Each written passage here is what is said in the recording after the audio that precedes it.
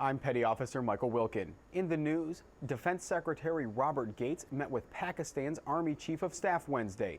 The two leaders discussed military-to-military partnership and security assistance.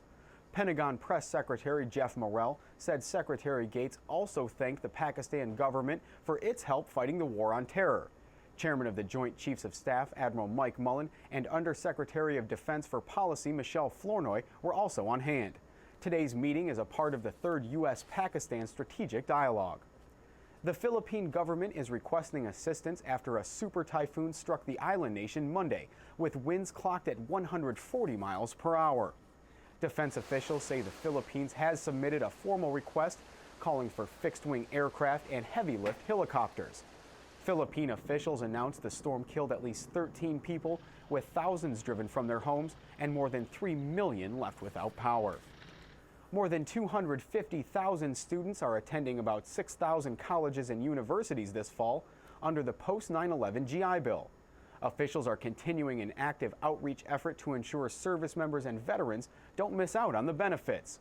For the first time since the U.S. government offered the original GI Bill, about 50,000 of the students using the benefits have been family members, wives, husbands, and children of enrollees. The majority of the students currently enrolled attend public universities. For more information, you can visit gibill.va.gov. And for the latest military news, signature programming, podcasts, and much more, head online to pentagonchannel.mil.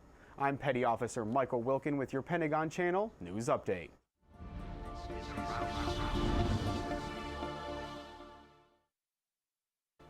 Sexual assaults in the military are on the rise, according to the Department of Defense. In fact, a DoD report released earlier this year showed an 11% increase in assault reports. The Sexual Assault Response Coordinator at Kunsan Air Base started teaching a new class called Bystander Intervention Training. Staff Sergeant Michael Wykes has more. At Kunsan Air Base, the Sexual Assault Response Coordinator, better known as SARC, is taking a revolutionary new approach to the traditional intervention training. This isn't the usual death by PowerPoint training that we are used to. Staff Sergeant Christopher Dion tells us why this new program is not only different, but important as well. This is revolutionary training in the fact that we're not focused on the perpetrator or the victim of this crime. What we're looking at more is getting the people around this crime that see things going on that might have that uneasy feeling to actually step up and intervene.